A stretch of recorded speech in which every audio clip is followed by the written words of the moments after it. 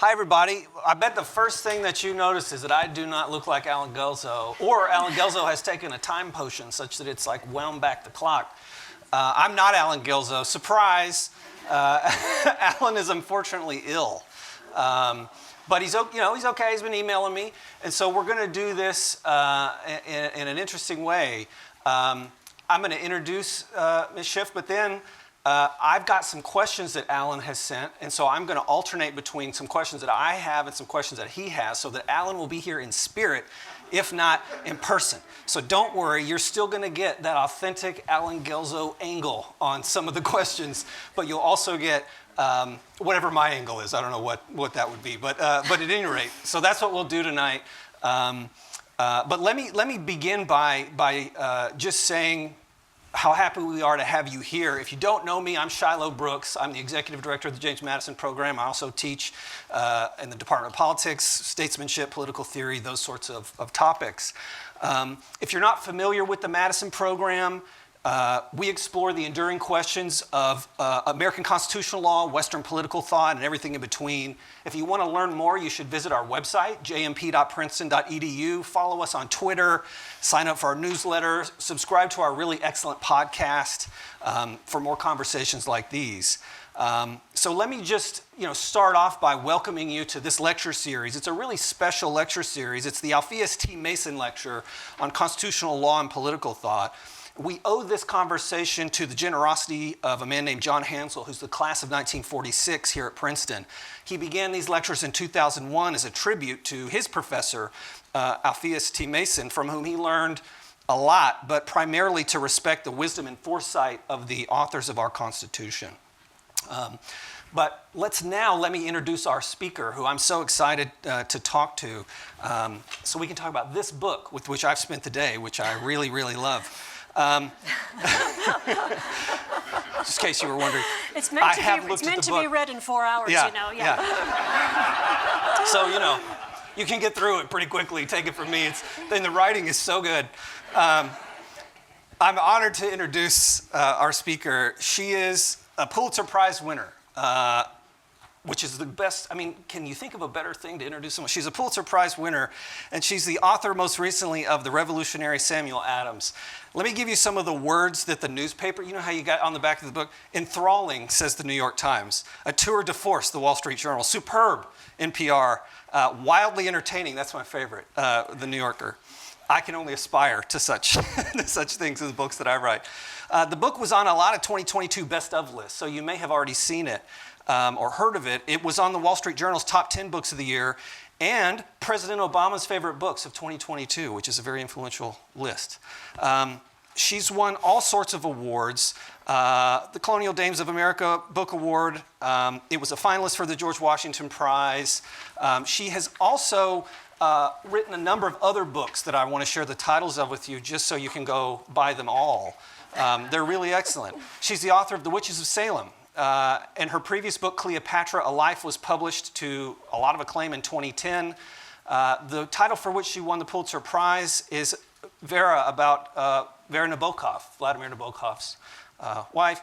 And then she's written a book, A Great Improvisation, Franklin, France, and the Birth of America. She's the winner of the George Washington Book Prize, the Ambassador Award in American Studies. All three of the books that I just mentioned were New York Times notable books. She's also got the credentials of being a fellow at the Guggenheim Foundation, director of the Cullman Center for Scholars and Writers at the New York Public Library. I also want to mention that in 2006, she received an Academy Award in Literature from the American Academy of Arts and Letters, and she was inducted into that Academy in 2019. So I could go on and on about these sorts of things, but I'd rather get to the main event. So please join me in welcoming Stacy Schiff.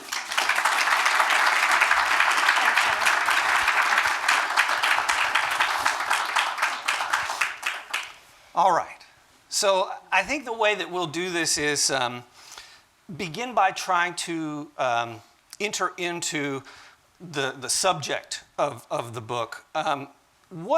You've written, I just mentioned a lot of different, Cleopatra, Benjamin Franklin. What drew you to to Sam Adams? What was it, or I should say Samuel, because I heard you say he doesn't like to be called Sam, just so everyone knows. So what drew you to Samuel Adams? Ben Franklin didn't like to be called Ben either. It's just, after 100 years, Ben and Sam come to be the words we use. In a way, this was an outgrowth of the book you mentioned on the Salem witch trials.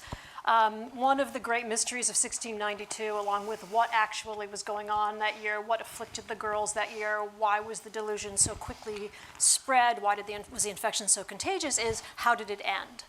And it's a 9-month, fast-moving epidemic, which comes to a very precipitous end.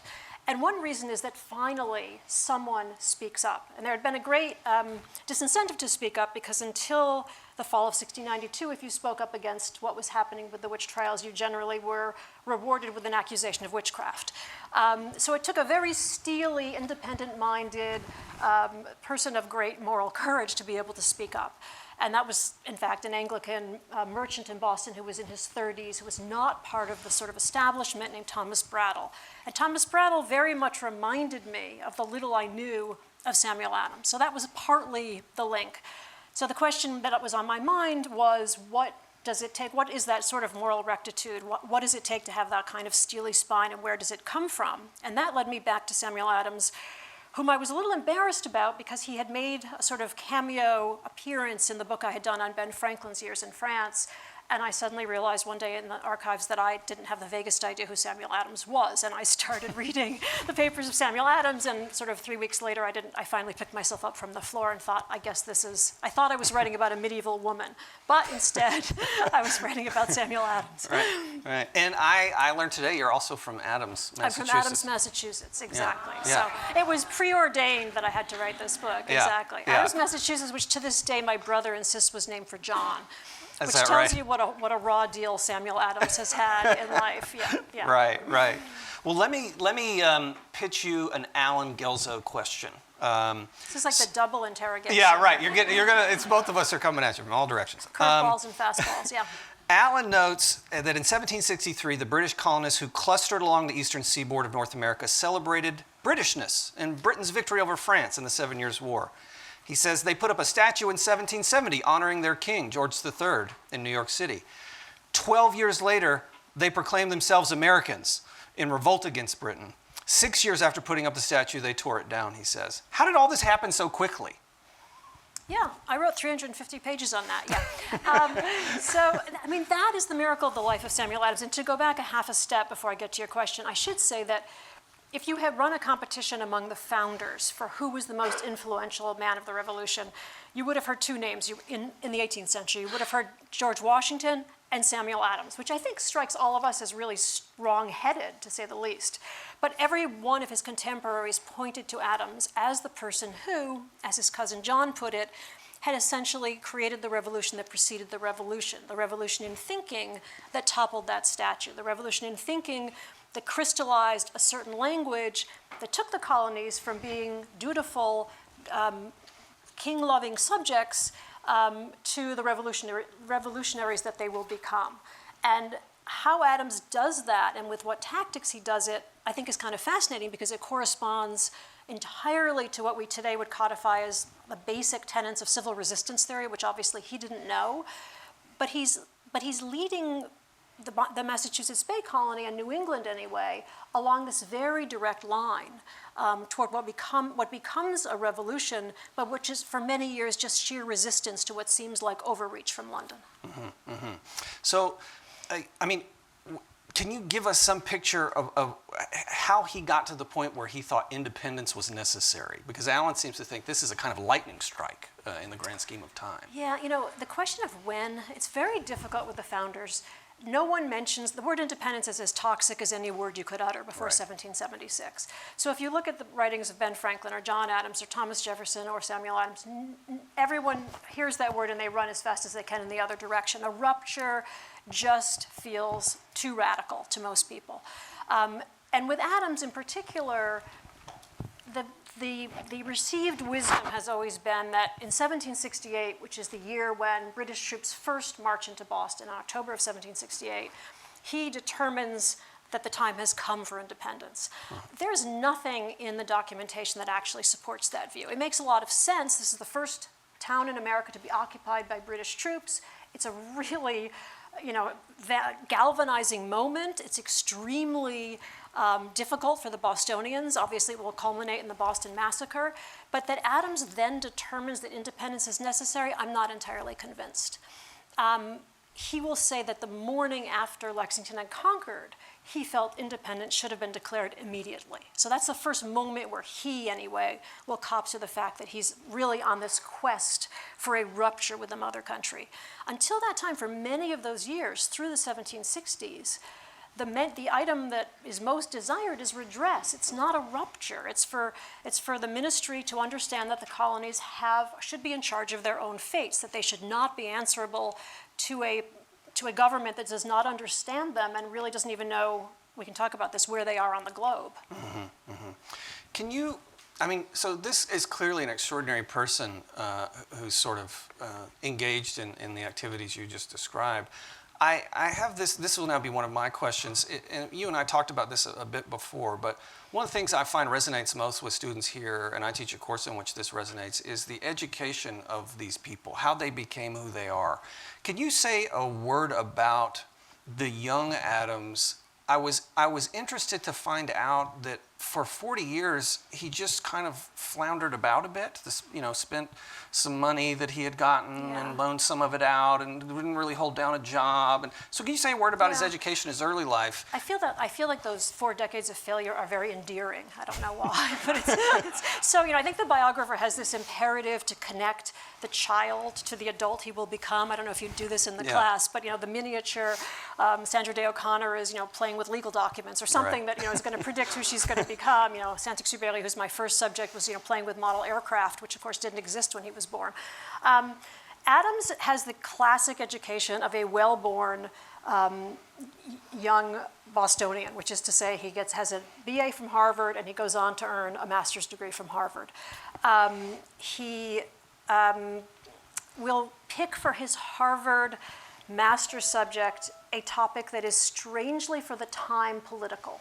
And we can go into the reasons for that or not the reasons for that. But at a time when most of his classmates are writing on religious subjects or writing on sort of the classic subjects, do the ends justify the means? Is the sun habitable? Do vegetables breathe? That's my favorite one. He chooses as his subject in 1743, is it lawful to resist the king if the republic cannot otherwise be sustained? So, this is a very strange topic to be thinking of in 1743, well before anyone has really started to object to anything that seems to be coming from London. And it's a subject that no one else will choose for another 13 years. So he's very much ahead of the curve here.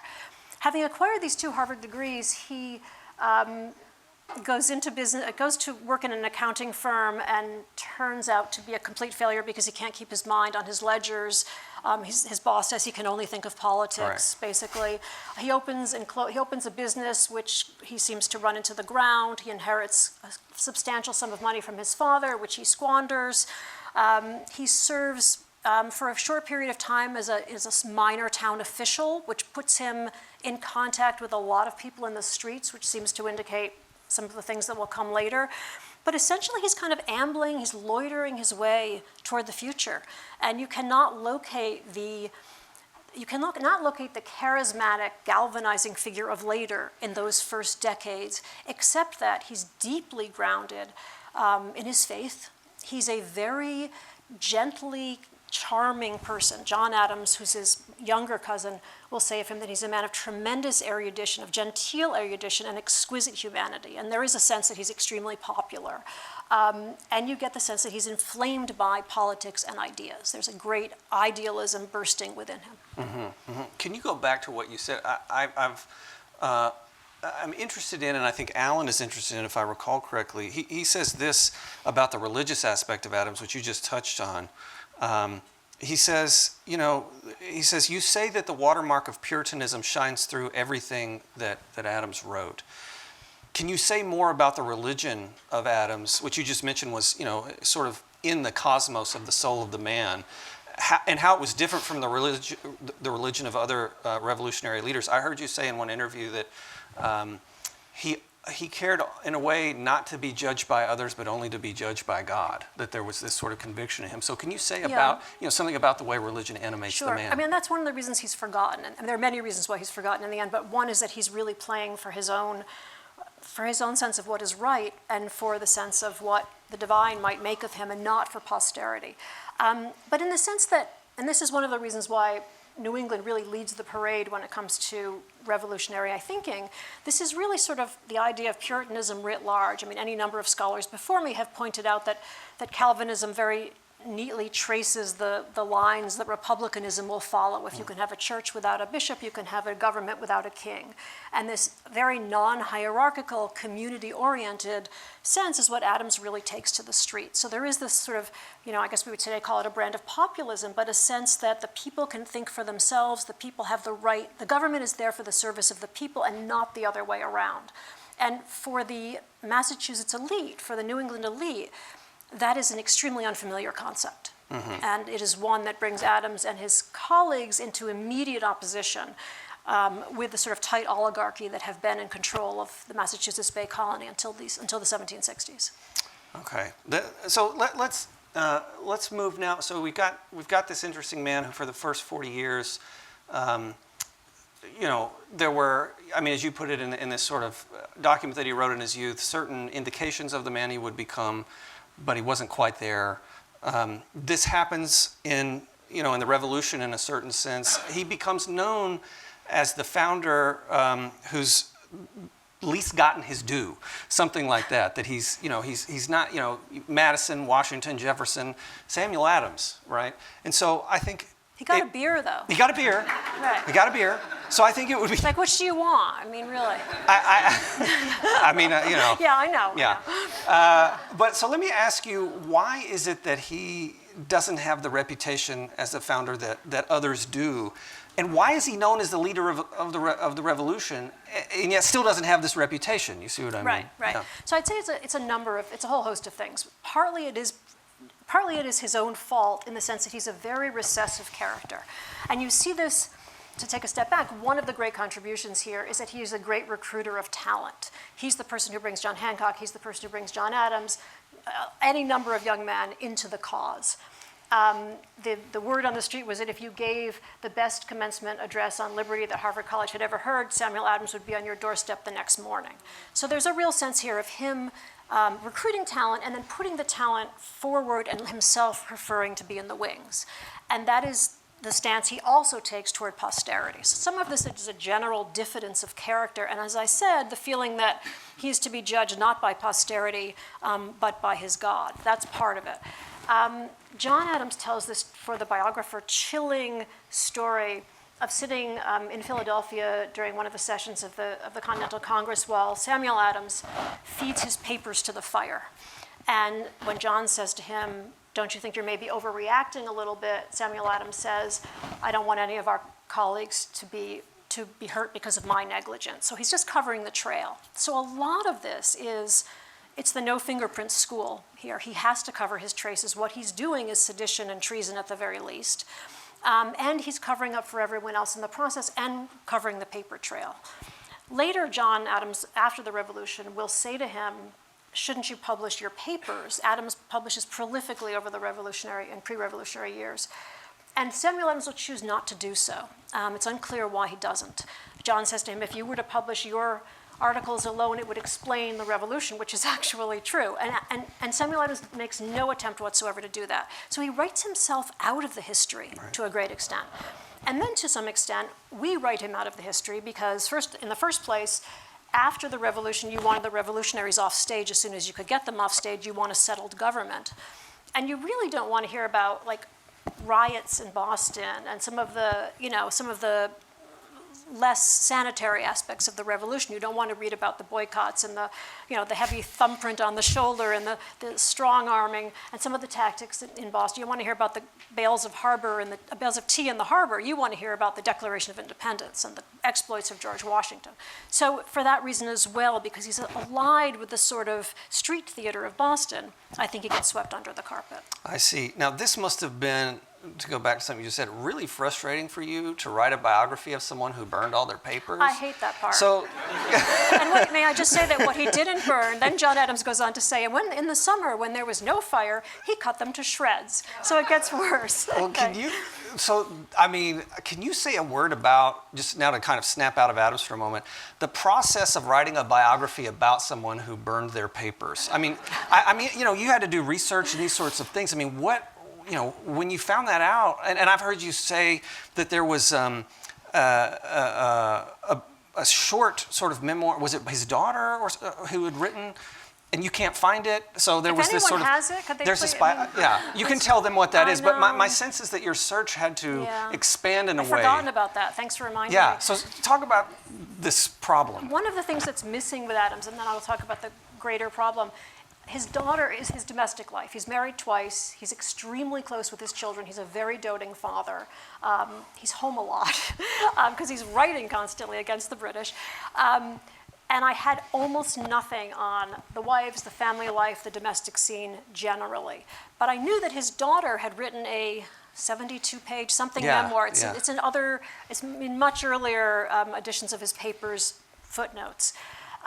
It's nowhere to be found. It's not in any archive that has papers of Adams. I searched for it for 5 or I guess 6 years and never found it. So anyway, so that was the Holy Grail. There's always a Holy Grail with every book, but for me, that was the Holy Grail with this book. Thanks for the reminder. Yeah, sure. Yeah.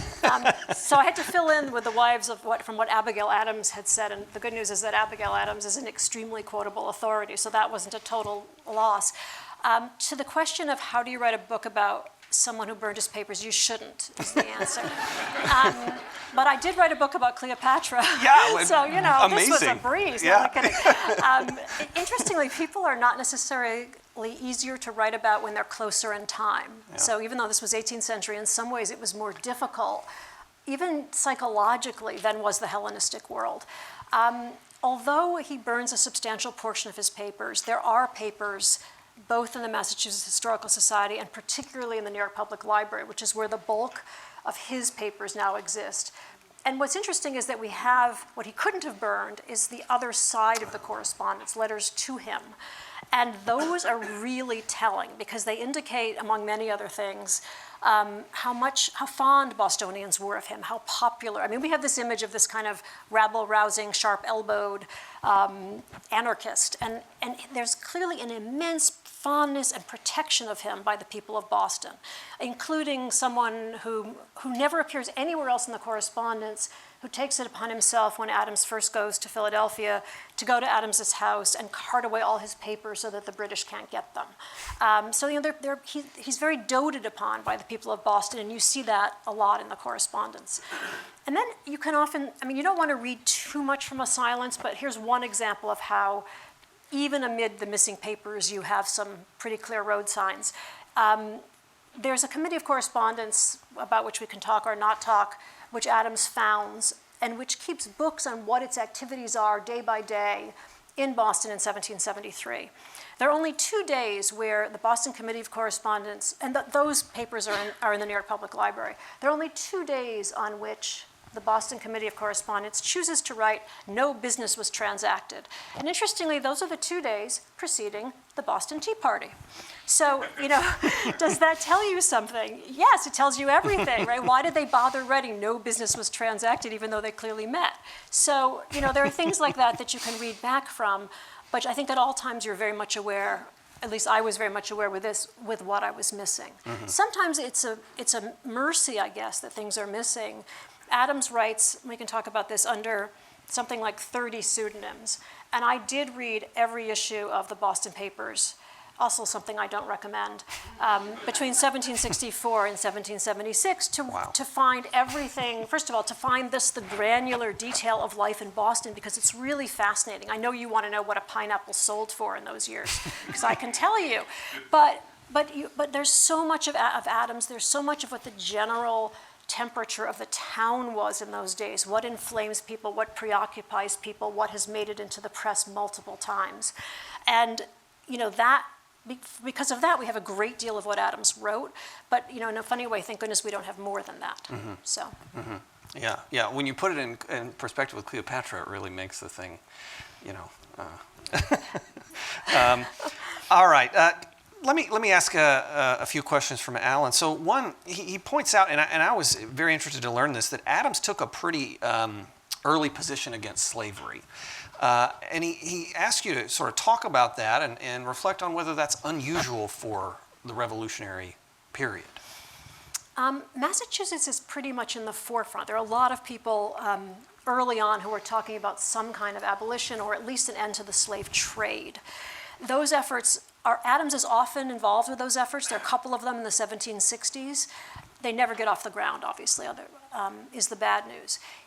What I think you're referring to is when Adams marries his mother-in-law, gives the new couple a slave as a wedding gift, which was a traditional wedding gift in a wealthy family.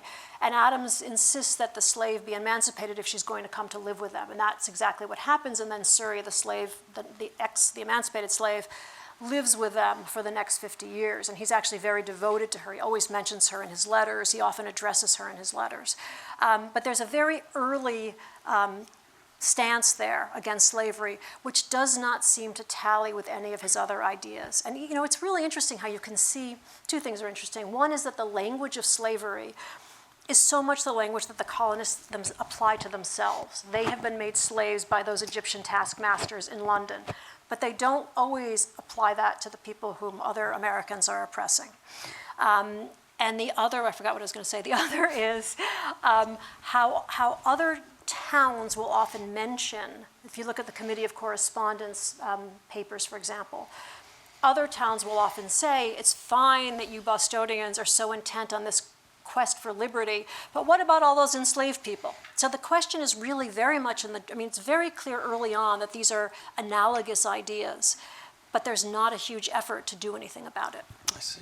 Can you speak for a moment about, and Alan wanted me to ask you about this, about James Otis and Adams' relationship prior to the Revolution, and he called it, I use his word, bizarre.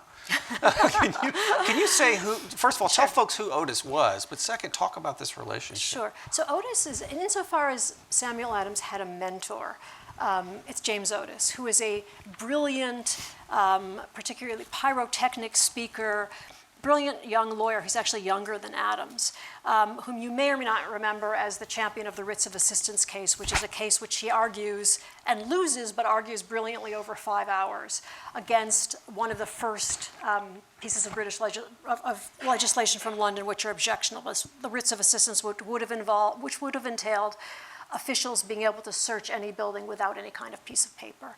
And Otis, who is to the ruling Massachusetts elite, the biggest sort of pain, the most difficult, the chief incendiary, as he's referred to by them, slowly begins to cede his place to Adams, whom he takes under his wing, who's a little bit his wingman in that sense, who edits his prose, and who's there to somewhat calm Otis, because Otis, I'm not sure I would say bizarre, but is clearly suffering from some kind of mental illness. I mean, he's clearly manic to some extent, possibly manic depressive. And over the 1760s, he will go from being this exceptional, luminous speaker to someone who one day is very pro-London and one day is very revolutionary, who wants to get into a fist fight with the Massachusetts Bay Colony's governor, and the next day wants to drown the king, who just kind of goes back and forth among things. And it becomes Samuel Adams's job to rein him in, because both of them at this point are members of the Massachusetts House of Representatives, but also to somewhat pave the way for Otis being able to continue to be sort of part of the band. There are a couple of very poignant letters in which Adams prevails upon their friends to sort of treat Otis with kid gloves and to sort of keep him in the fold, not let him get out of line. Ultimately, Otis is carried off in a straitjacket. I mean, there's definitely some mental illness there. But it is from him, I think, that Adams gets the sense, because Adams is editing his prose. Mm-hmm. Adams gets the sense of kind of where the road lies early on. Mm-hmm. Mm-hmm. Can you talk about, one of the things I think Adams is widely known for is his talents as for lack of a better word, a kind of propagandist. He unites disparate groups of people very effectively. Can you talk about those talents as a propagandist? What was it that made Adams the right man for the job of uniting folks around this sentiment? So some of this comes from, as I mentioned, those years in the streets when he's and I should have said he has one more official position before he essentially gives himself completely to politics. And that is that he becomes something for which he is spectacularly unsuited. He becomes a Boston tax collector. And you can imagine, given what I've said, how perfectly appropriate this was for him. The trick with taxes in I think all of colonial America, but certainly New England at that point, is that the tax collector was liable for the debts of the people from whom he was meant to collect. So if you didn't deliver the tax money, you were on the line for it yourself, but you earned a premium on what you collected. This was a formula that left Adams, after a few years, something like 8,000 pounds in debt. I mean, like 8 times more in debt than the next most efficient tax collector. But there is also something to be wondered here, which is the inefficient tax collector also the popular tax collector? Was there a reason why he wasn't necessarily extracting the sums of money he should have been extracting from the families in his neighborhood? In any case, he's in the streets a lot. He's very, as I said, from the years as a market clerk, again, from being a tax collector, he's very familiar with the population of Boston and with most of the families of Boston. It's not a huge town. He's very well known. His father had been known. And this gives him a sense not only of an intimate view of who's in power and what people are thinking and who's likely to be helpful, but also a sense, I think, of how important women and children were to what's happening. And that is, I think, one of the great gifts here, is that he not only manages to help to forge a vocabulary, which in various means he manages to make a common vocabulary, but he folds women and children into the cause. And, you know, in very effective ways, and this is what I meant about modern civil resistance theory, that's exactly the way to do it.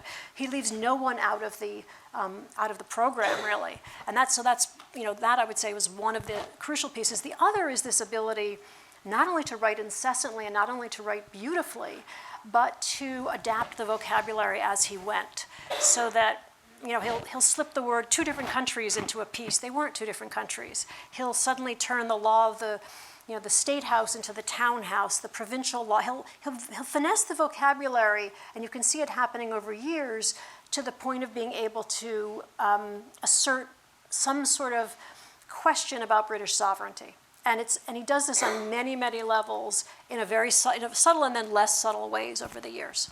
I see. Can we, I mean, we can't let the hour go by without talking about the Boston Tea Party. You know, I think Alan asked, was this his finest hour? I would be interested to know, what was his own self-understanding of the Boston Tea Party? In other words, did he see this as his great triumph? Was it just another moment? What, you know, the significance of this in our history, I saw an interview of you, you know, and people were throwing fake tea boxes off of a boat while you were talking about, you know. Yeah, I didn't get to throw any. Yeah, right. And so it just seems like in America, you travel to Boston and you throw the boxes off of the boat and you reenact the Boston Tea Party every 15 minutes. So that is the statistic. They have this thing for tourists. So everybody go throw the tea off the boat. And so it's of such significance for us in our minds. Was it that big at the time for him? Was he, you know, finally, you know, I mean, or what's the, situate this historically? So colossal at the time is the short answer to your question. I think the fact that we're kind of reenacting it, I'm not going to sort of put myself in the shoes of Samuel Adams, but I think it would come as something of a shock to anyone from the 1770s that we are reenacting the destruction of the tea, which was always the destruction of the tea until the early 19th century, when it becomes the Boston Tea Party. It wasn't a party at the time. So it's pretty clear that this is indeed a masterwork of Samuel Adams, not only because of what we know from the Boston Committee of Correspondence papers. He makes a very conspicuous point of not having been on the wharf that night, where thousands of Bostonians did assemble and did watch the tea being plunged into the harbor, and the next morning, no one, strangely, had seen a thing. So, you know, he makes this he and John Hancock and a few others are very obviously left behind and not on hand. Thomas Hutchinson, who's the poor beleaguered governor at this point, will say that it was Adams's moment of greatest glory. So he would say, yes, it was his masterwork. He had never seen Adams in such glory, is what he'll say. And Adams will call it, he will say that this all took place with decency, unanimity, and spirit. And he will turn this act of sheer violence, this lawless destruction of private property, into what he calls a noble defense of liberties. So like the Boston Massacre, he will package this event in the way that he thinks it needs to be packaged. It's a hard sell. I mean, this is a very radical departure, the destruction of the tea. It is something on which there has clearly been a lot of behind-the-scenes discussion in Boston. Are they going to be able to convince the other colonies that this was, to whom the tea is also being shipped, that this was not an overstep on their parts? And very quickly, the morning after, Adams is writing, both Adamses and everyone else in Boston are writing everywhere to essentially sell what they've just done to the other colonies because they need everyone to be on the same page. It's John Adams who will actually say it was a sublime moment, not Samuel Adams. So everyone in Boston is extremely thrilled with what has just happened, but they do realize that this may have been a little bit much for the mid-Atlantic colonies to stomach. And there's a lot of scurrying around trying to make it seem like it's a noble act the next day. Almost all, and this is when the committees of correspondence really kind of activate, almost all the towns in New England will write to Boston, many of them in the same sort of biblical terms, and say, thank you for what you've done. We're completely behind you. Thank you for defending our liberties. A lot of people will invoke the Egyptian taskmaster analogy at this point. And this is when only a few towns will come forward and say, but while you are going on about life and liberty, what do you make of the enslaved population in America? Yeah. So we've talked now about kind of the early Adams, peak Adams with the Tea Party and his great triumph. I'd like to now just ask you a couple questions about the later life of Adams. I was not aware that he was a four-term governor in Massachusetts? Three terms. Three-term governor of Massachusetts. So I wonder if you might give us some sense of his activity, suitability for success or failure as the governor of Massachusetts, which is in a way a wholly different task than the revolutionary task. Governing versus destroying is, these things are different. Right. And second, Alan points out that your book ends, so he signs the Declaration of Independence and then your narrative ends 21 pages later. And so, I think I'm interested in hearing about that late life. I think Alan is interested in hearing about why Adams sort of, after the signing of the Declaration, at least if the structure of your book is any indication, sort of falls off the map or something like that in his late life. Do any of you know the great Elmore Leonard line about the secret to good writing is that the author leaves out the parts the reader's going to skip?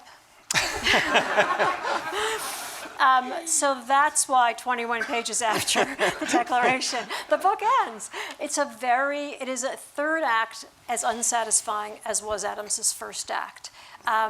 It's interesting, and I can't entirely explain it, but what the talents that made him an immensely successful, one of the most successful revolutionaries, do not serve him well when there is an established government.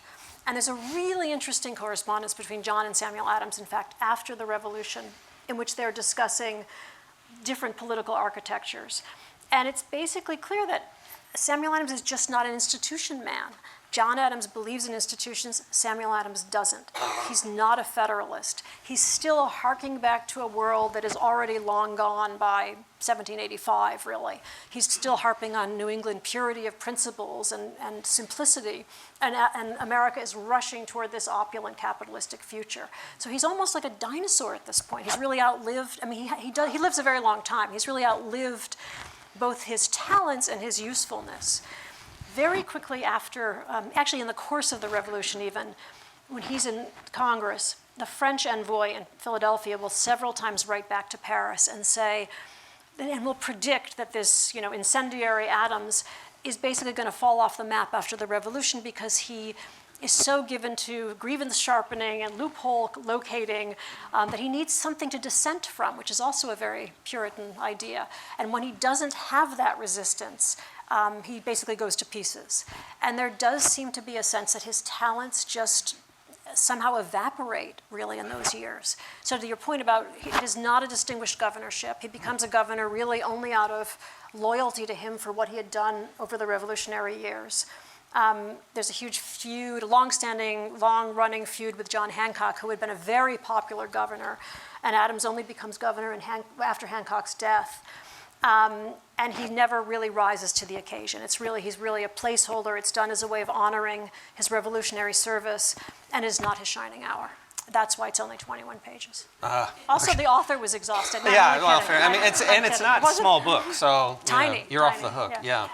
Let me ask you this. I mean, from the perspective of someone who teaches students, one of the things, and I know Alan does this too. Alan gave a lecture a few weeks ago called Lincoln and Democracy, showing us what we could learn about the kind of psychology of contemporary democracy on the basis of the way Lincoln operated. One of the things I try to do in the classroom is bring to bear, the lessons of these older figures, bring them to bear on contemporary politics. So I'll teach Frederick Douglass, and I'll talk about the way that Douglass talks about freedom in his narrative of the life of Frederick Douglass is not a time-bound teaching. That's the teaching of freedom as he understands it. The question of what freedom is applicable to us today. It's very rich. So if you had to kind of say, what is it that Adams shows us today in terms of sense-making about our own politics, the way Douglass can make sense of freedom, Lincoln can make sense of democracy. What is it that Adams can help us make sense of in politics sort of universally that's applicable at all times? A couple of things. First of all, and this was stunning to me as I worked on the book, the idea that one person can actually make a difference. You really come away from this story realizing what an enormous lift this was to get the colonists from that point of being dutiful subjects to feeling like they were actual revolutionaries. It's largely the work of very few men, at least in New England at this point. So that idea that one person with the right tools can really kind of tilt a world is extraordinary to me. The other is how much language matters, and I don't think that for all of our changes in media, I don't think this has changed in any way. The vocabulary really matters, and Adams, who cared only really about the concept of liberty, and most of all about the concept of liberty, had any number of ways of packaging this. And as I said, that sort of finessing of the vocabulary, the constant repetition of what to us today I think sound like anthems, work a real effect. There's a tremendous sense of repetition, and he's really kind of hammering his readers. It was very unusual to go through an entire season in Boston without reading Adams under one pseudonym or another. You didn't know it was Adams. Usually it was, he could often change pseudonyms once a month, but you're getting the same message over and over again. So there's really something about kind of staying on topic in a funny way, and staying on topic in an extremely fluidly appealing way. This is someone who could really change his style. The pseudonyms often correspond to different personalities. So he'd use one pseudonym to attack Boston customs officials, and he'd use another pseudonym when he wanted to talk about freedom of the press, and he'd use another pseudonym when he wanted to talk about British overreach. And you might be loyal to only one of those, but you're getting Adams in one guise or another. And that so that constant hitting on the same themes, that emphasis on the same issues. And I would also say that his message is very, very simple. This is not an ideologue, really. Someone once distilled his philosophy to two things. One is that the government should have very little and the people much. And the other was that hereditary privilege should make way for industry and ingenuity. And that was his political philosophy. And the simplicity of that in a funny way is what makes him, I think, so deeply effective. Well, let me ask this to you before I open it up to everyone else. And I have additional questions, but I want to get to some of yours and maybe come back to the ones that Alan and I have. But I've pried into your process a little bit when I asked you, what's it like to write a book on a person whose papers have been burned. But I'm, at a university, you're sort of surrounded by people who are doing really intensive historical research, often whose job it's not to translate into books for the public, but for other intellectuals. You do a really nice job of doing exhaustive historical research and translating that into a kind of consumable form. I want to ask you about your secrets for doing that, because I would love, and I get a lot of questions. I would love to be able to do that. I'm working on that right now. We talked about that. I get questions a lot of the time from our postdoctoral fellows about doing public writing and these sorts of things. So I'm wondering if you have principles by which you operate when you do this exhaustive historical research and come up with a book like this, or the Cleopatra book, or the Franklin book, or whatever the case may be. How do you make that transition and select this is what's right for this audience, not other historians or academics, whatever the case, but for how do you that's amazing. Talent. I wish I'd come here with like the 10 basic principles for you. Yeah, where are the? Can I have thank that? you is what I think I mean to say. Thank you. Yeah. I got two things I want to say. Partly to your earlier question first, which is that a lot of the material for this book, and I think this is interesting from the way we live our lives, all of us, a lot of the information we have on Adams comes from his enemies. So you read a lot about, you get a better sense of Adams and who he is and what his tactics were and what he was actually doing from reading Thomas Hutchinson or reading Francis Bernard, the previous royal governor. So, there's a wealth of information there. You should take it with a grain of salt, because obviously it's coming from a tainted place. But Adams isn't going to say, I was complicit in the destruction of the tea. But a British official who's watching is going to say these guys are plotting some kind of destruction of the tea. So you're seeing Adams much more clearly often through the views of the other side. And I think this is partly an answer to your question, I promise you. I think part of that gives you a figure in the round. And that's had I all of the papers of Samuel Adams, yes, it would be a different book. But I think the fact that you're drawing a picture of an individual from, and this is certainly true with Cleopatra as well, from the opposing views, gives you a very different character. And I think a more interesting character, obviously, because you're getting the angles. It took me a long time to realize that if you get 10 different instances of your subject doing something devious, you only really need to give the reader one.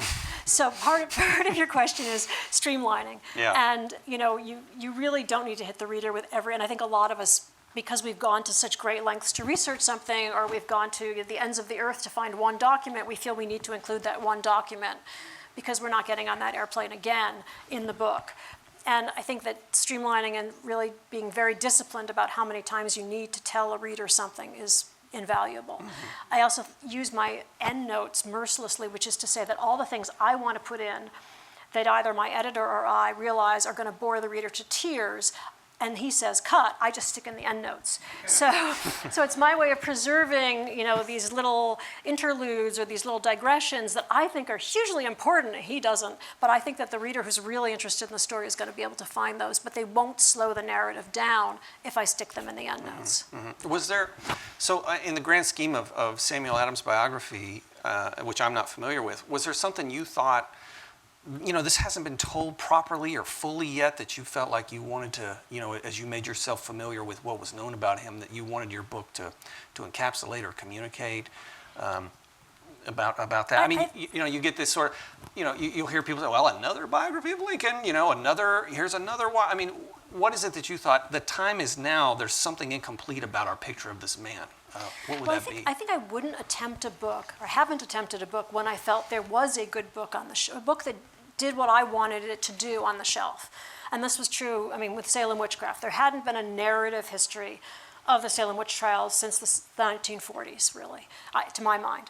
And I just wanted, I didn't necessarily think I was going to crack the mystery of what was actually causing this delusion, but I felt like I needed a readable book about how people become conspiratorial, and how is that so deeply contagious? And in this case, there just, to my mind, wasn't a book on the shelf once I went back to look at him, which gave me a figure who I felt was somehow real to us or palpable to us in some ways.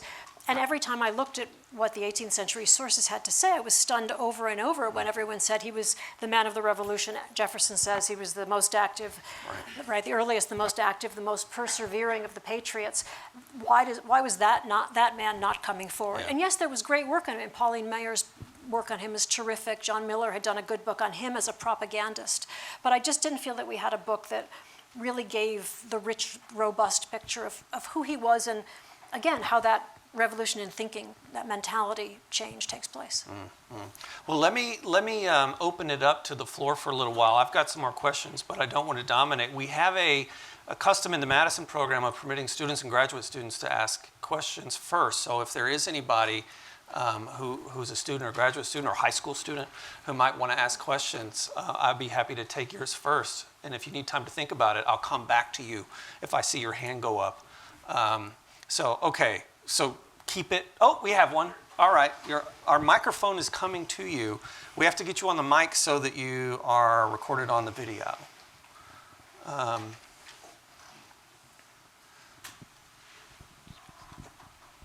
right. Hi, thank you so much. My name's Carter. I'm an undergrad. And my question was about Samuel Adams's religion. So you said that Adams was Puritan, but as I know, John Adams and his son John Quincy shifted to a different theological understanding. They were more Unitarian, if I remember right.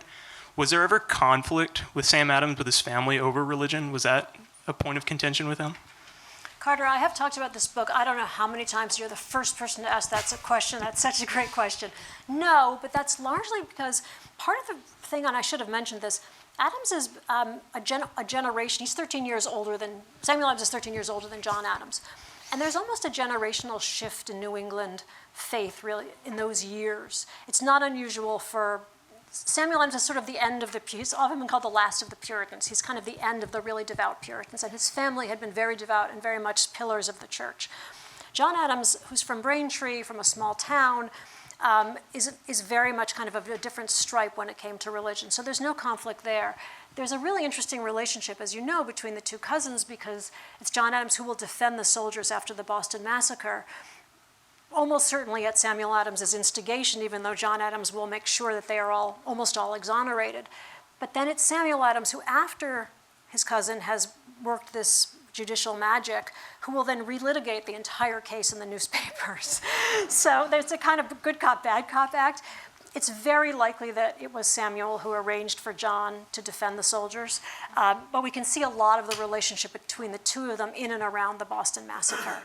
But they fall out at the end of their lives. John is very disappointed by essentially the parochial stance that Samuel Adams takes. Samuel Adams goes to his grave believing in the superiority of New England. And part of that does stem from the deep faith, the sense that New England institutions, that New England education were stronger than those of any of the other colonies, now states. But it's not about religion so much. It's more just John's sense that Samuel Adams is stuck in the past, which was entirely true. Thanks. Other students, before we open it up. Let's open it up and then we come back to students if I see their hands. Yes, sir.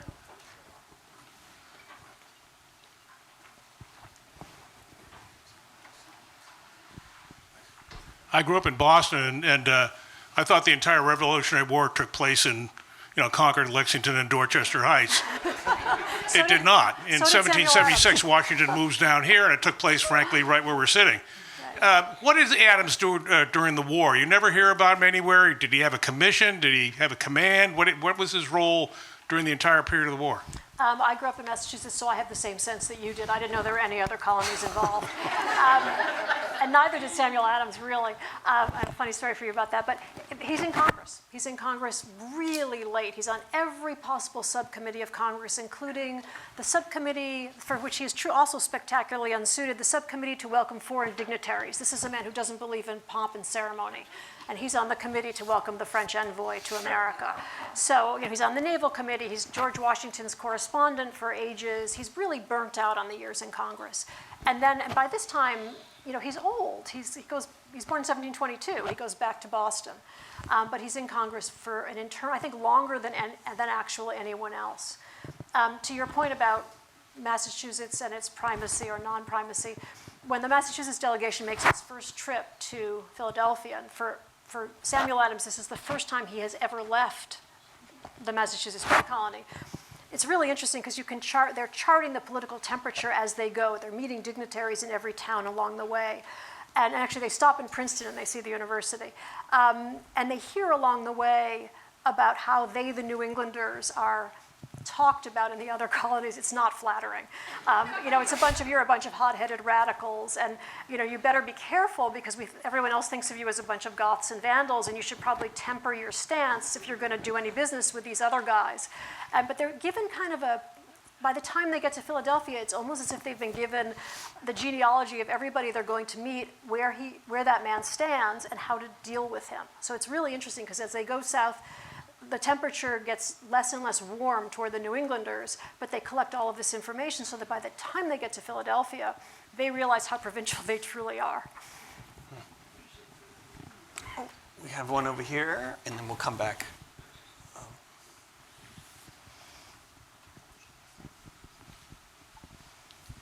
Hi, I'm Mary. My husband is a postdoc, and I'm just here for the ride. Also expecting a child very soon. But I wanted to go back to the question of Samuel Adams' revolutionary character.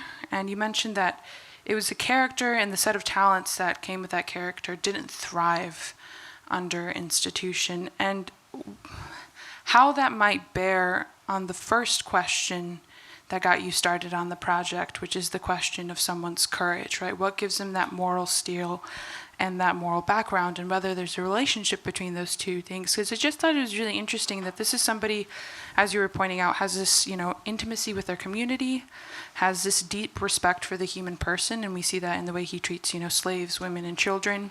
He has this devotion to God, and you see how his fueling to do what is right is why he does, like you were saying, find talent and put that at the forefront and kind of sort of pull himself back. And so why is it that those, particular talents only shone or were able to shine forth in this moment of crisis, right, in this moment of turmoil? And why was he not able to translate that, when it was time to be a government and withhold the very, uphold and help the survival of the very institution that he championed for, and whether that might start to help us answer this question that you raised about his courage and his moral fiber, which really only seems to really shine through in this moment of his life as a revolutionary. I think this goes to that comment by the French envoy who says he always needed something. Adams always needed something against which he could oppose, right? I mean, there's clearly something here, something in that sense of needing to be able to, exert an indignation of some kind that brings out the best in him. I want to go back for 1 second. There are descriptions of him which are so surprising to those of us who think of him as kind of a caricature, which are always descriptions that involve his serenity. He's a very sunny individual. He's like the children of Boston really love him. He's clearly a very kind, sunny, benevolent presence. Not exactly your, off-the-rack revolutionary, right? That's not what you would expect. So I feel as if the faith is part of that as well, that he just operates with this sense, as he puts it, I will be popular and I will be unpopular. This doesn't particularly affect him one way or another how he's going to land. My guess is that, and I'm guessing here because we don't have an answer, those later years, he's exhausted on some level, or there's a sense that his health is really interfering with he's no longer got the flexibility that he had as a young man to adapt to every circumstance and every curveball that comes his way. I don't have an easy answer to why his gifts desert him, except that I can say his gifts desert him at that point. I do think this whole question of him being energized by a situation he felt he needed to correct, which is very different from a government he needs to simply uphold. I think that speaks to something that was in his character. There was an earlier, and I don't want to bore you with Massachusetts 18th century economic history, but there was an earlier edict from Parliament that bankrupts his family that had set him, I think, on the path in the 1740s that he follows. It's a punctuated line. I don't want to draw a direct line there, but which gave him a righteous feeling that he needed to be watching London very carefully, or that London was very easily overstepping in respect to the colonies. And that, I think, animated him tremendously over those years. Obviously, that's gone post-revolution. Yeah, you ask a follow-up and then we'll move. Great. And then just my follow-up question is, just more broadly, how has studying the life of Samuel Adams helped you answer this question of what makes somebody a courageous person and what gives them that sort of moral fiber and background, especially given that he has this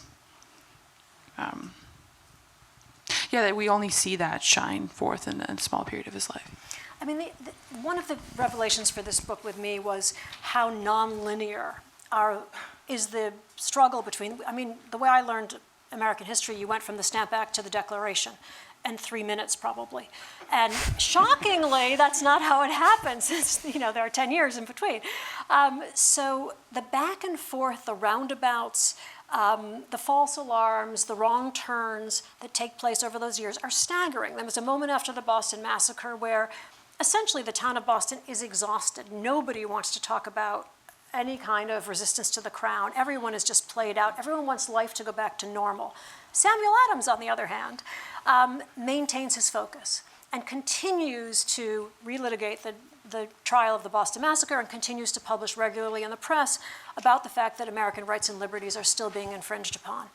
And it's that tenacity, I think, that distinguishes him from certainly every other one of his contemporaries in Massachusetts. I mean, James Otis had a little bit of that, but then obviously goes off the edge. But it's that tenacity and that focus that make him so deeply effective. And that at a time when everyone else, even John Hancock at this point, has deserted him, everyone has deserted the cause, partly through the ministrations of Thomas Hutchinson, who has tried everything he can to eliminate this little cabal of people, Adams is still fighting the fight.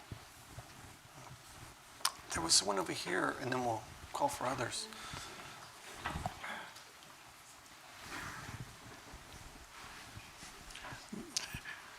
I have a question that really draws on the last question, which goes to the motivation of Adams and the other founders.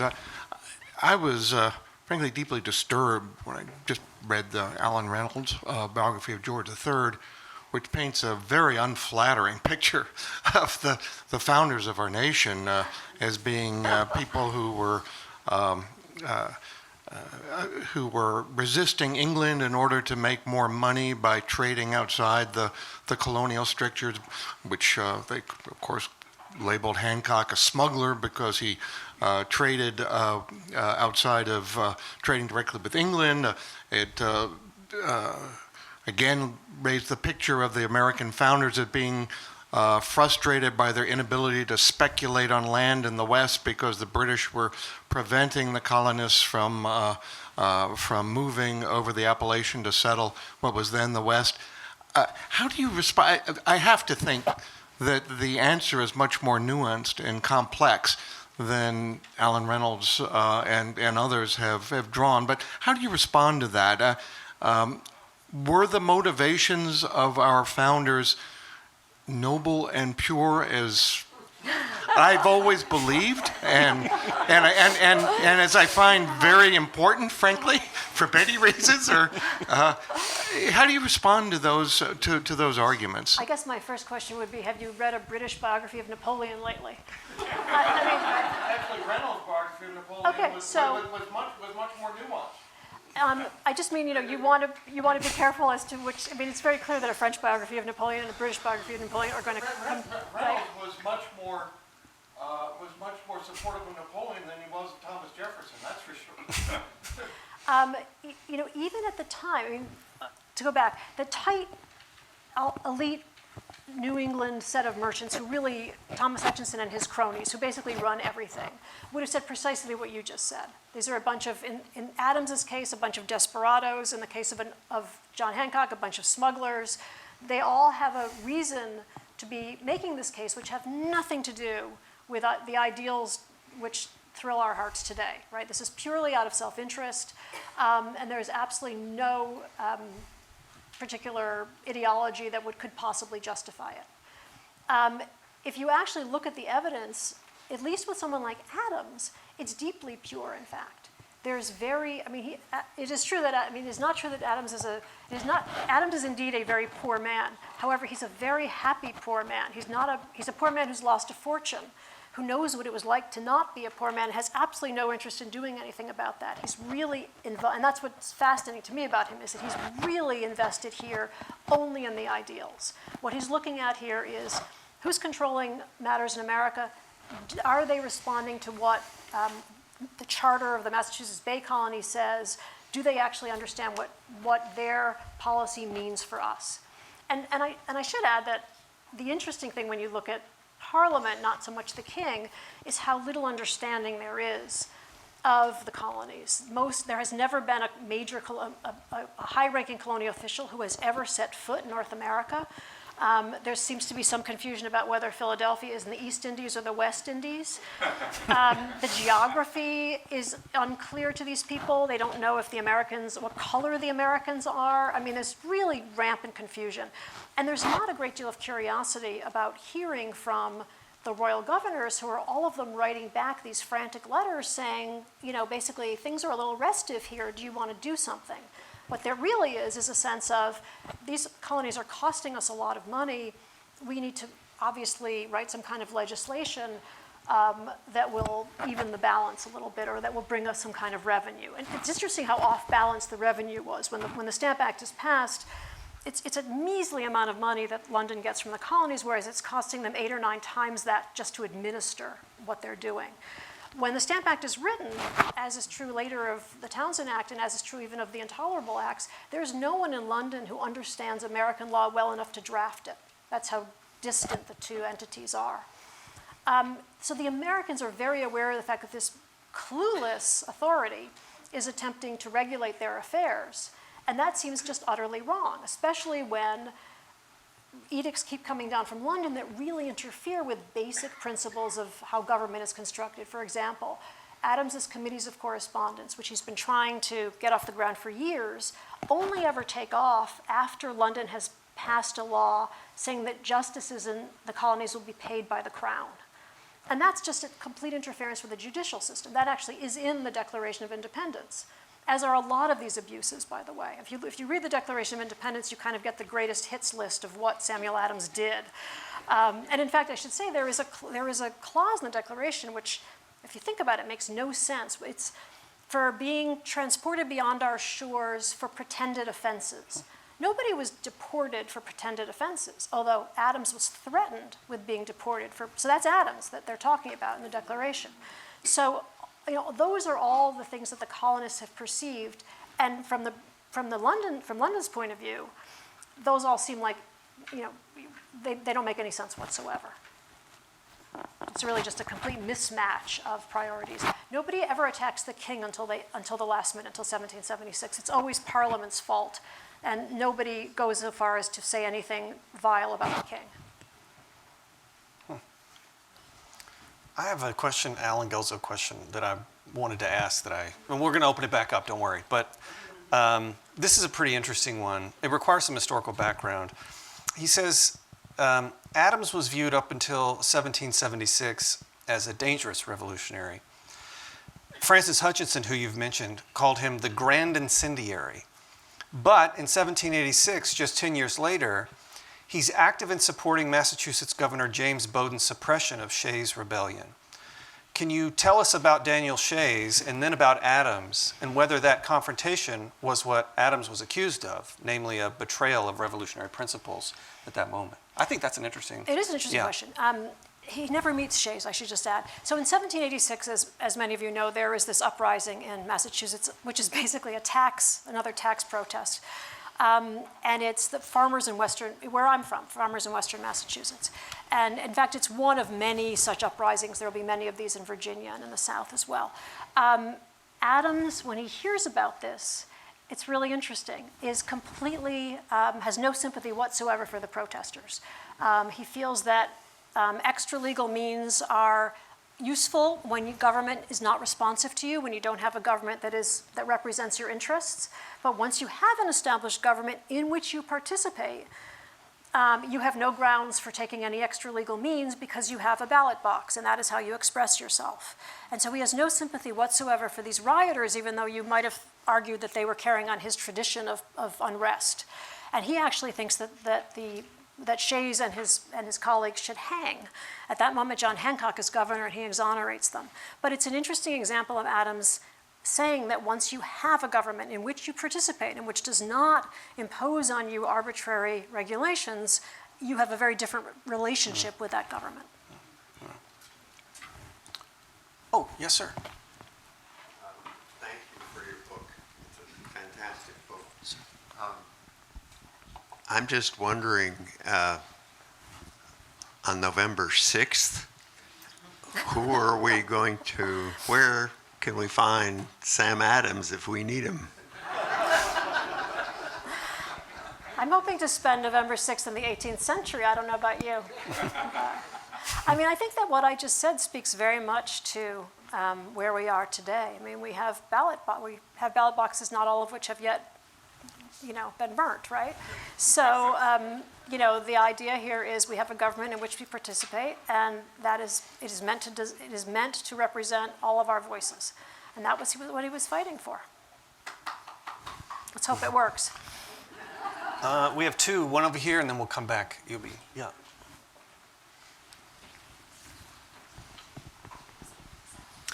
I was interested by your confession that you had read all the newspapers published in Boston for about, 25-year period.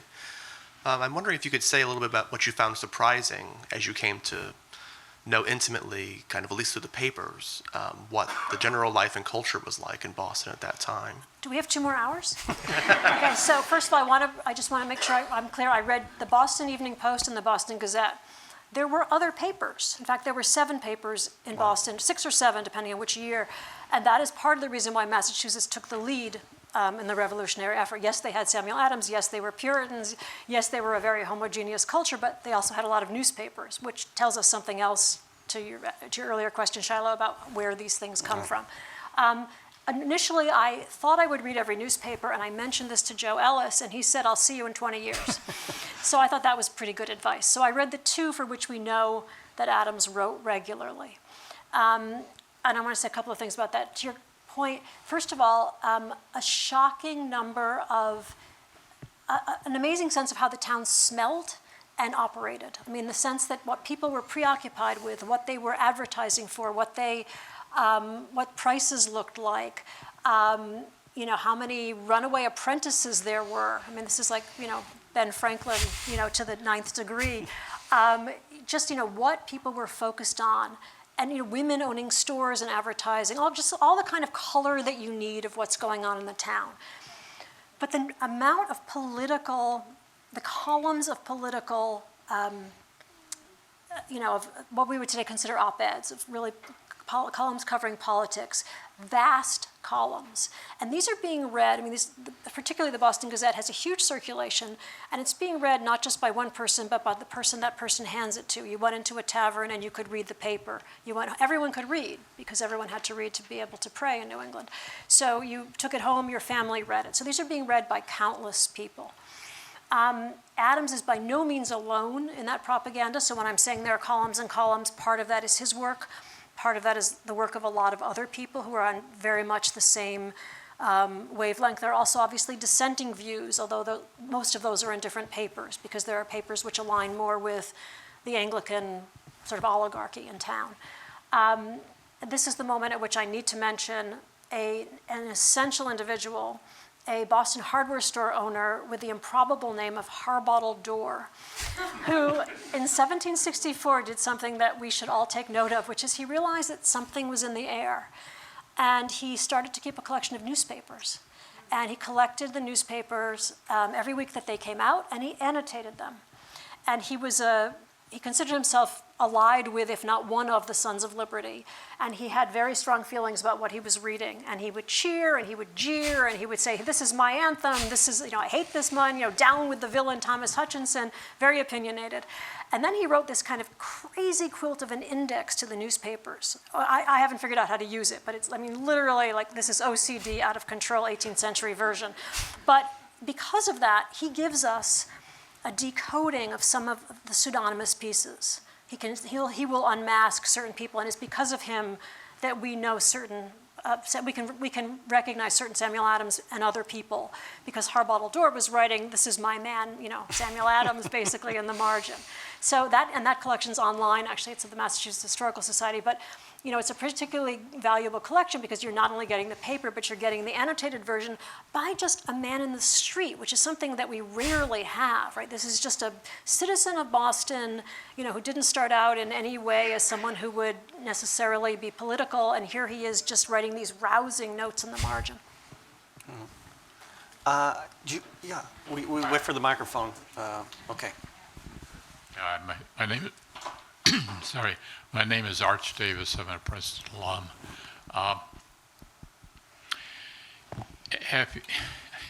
Have you ever noticed J.D. Vance? Doesn't he look like a founding father? You don't have to answer that one. I have a better question. I'll take a pass on that one. All right. Tell me more about the Boston Massacre. So as I said, troops arrive in Boston in 1768. And this is shocking. Nobody really thought that troops were going to arrive. Essentially what has happened is that Thomas Hutchinson's predecessor, Francis Bernard, has been writing frantic letters back to London about how out of order the citizens of Boston are. What should he do? And in order to justify his own fear at what is happening, he has somewhat exaggerated the situation in Boston, so that things which are minor transgressions he has turned into near riots because it makes him look somewhat better. Finally, from New York comes word, we will send you, one regiment or two. How many would you like? And he basically says 2, and as soon as possible, and troops move into Boston. Shortly after the Redcoats arrive in Boston, Samuel Adams and his friends realize that they have a marvelous opportunity, because obviously having these soldiers in town is not particularly good for peace and order in a town of civilians. And there are plenty of collisions between the people of Boston and the troops. Adams and his friends realize that they can sensationalize this and use it to their advantage propaganda-wise. So they begin a sort of newspaper syndicate, and this too is an innovation of Adams, where they write up these largely fictitious stories about, the soldier who will assault the little old lady who was selling her apples by the side of the street and trying to read her Bible. And they will write these up, and then they'll send them to New York, where they're published. And then New York will forward them on to Philadelphia, where they're published. And then ultimately they'll come back several months later to Boston, where they'll be published, but nobody remembers if they actually happened or not. So it's like early Twitter in a way, right? You have all this chatter, basically. And that is an immensely effective antidote, in a way, to the insult of having these troops among the Bostonians. There is no trace that I can find, anyway, in the legal record of most of these collisions that Adams and his friends write about, but they're really scandalous and really, sensationalized. It's like reading the New York Post today, and it was very effective, and it heats things up to the point where there was obviously going to be, as often happens when you put armed troops among civilians, some sort of collision. So there's a brawl very early, several days before March 5th, 1770, which turns into what we know and what Samuel Adams packages as the Boston Massacre, which is essentially a moment where a bunch of Bostonians begin to jeer at and throw things at a group of sentries, yelling, basically, kill them at the sentries, and the sentries fire into the crowd. If you read the, I think, 96 depositions that Adams and his friends take, it is very much clearly the fault of the troops. If you read the depositions that come out at the trial, which John Adams leads, it is immensely clear that this is the fault of the civilians. But, as John Adams points out, a bunch of soldiers who fire on a bunch of people who are yelling, kill them, are not, you can kind of understand why this is justifiable homicide in a way. So 5 people die that night. The town is in an uproar. Thomas Hutchinson is basically carted to the scene, who's acting governor at that moment, carted to the scene to try to calm things down in the wake of the shooting. There's blood in the street. Everyone is utterly alarmed. We don't know where Samuel Adams is that night. Hutchinson will calm the town, and the next day call a council meeting to figure out what to do about the fact that the town is in an uproar and this horrific thing has happened. And it's that moment, if you know the Copley portrait of Samuel Adams, it's modeled probably on this moment, where Samuel Adams is sent as a representative of the town to Thomas Hutchinson in the council chamber to say, you must make these troops leave immediately. There will be no peace in the town of Boston. There are thousands of men ready to march from the countryside to defend us. You must remove these troops immediately from Boston. And it's apparently just a chilling moment. Hutchinson initially says, no, I can only remove one regiment, the regiment that was particularly offensive to the people. Adams will go back to the town meeting that's being held across town and report that Hutchinson will only remove one regiment. They'll say that's insufficient. Adams will go back to Thomas Hutchinson's council meeting and say, if you have the ability to remove one regiment, you can remove both. And this is a moment where he later, it's one of the few moments of Adams is where he actually kind of takes the upper hand with Thomas Hutchinson. He says, I could see his knees tremble. And Hutchinson agrees to see to it that both regiments leave Boston as soon as possible, and Adams will kind of urge them along. But according to John Adams, this is another moment of Samuel Adams's greatest glory, where he's standing on his tippy toes, and in this very sonorous voice, he had a very deep voice, this very sonorous voice with tremendous self-possession, he delivers this essentially challenge to Thomas Hutchinson, and Hutchinson buckles. Anyway, I should say it's Adams who then packages the Boston Massacre, who calls it a massacre, who writes about it, and who keeps it in the forefront of people's minds, both at the moment and then afterwards in what becomes an annual oration, which was called the Boston Massacre Oration, which is a very lachrymose affair. Takes place every year in early March until it is replaced by the 4th of July. So it becomes a sort of civic holiday until the signing of the Declaration. Yes, sir.